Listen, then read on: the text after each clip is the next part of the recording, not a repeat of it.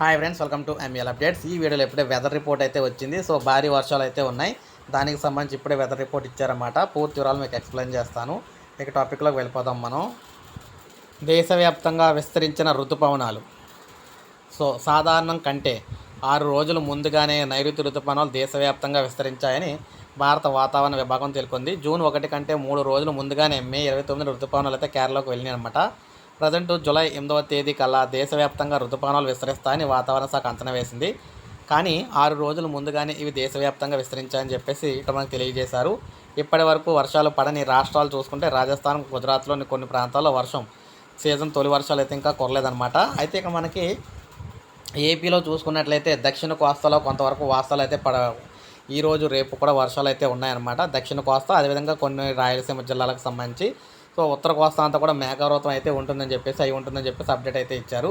So ఇది మనకు present latest update weather report. Video నచ్చితే లైక్ చేయండి, సబ్స్క్రైబ్ చేసుకోకపోతే మన ఛానల్ సబ్స్క్రైబ్ చేసుకోండి.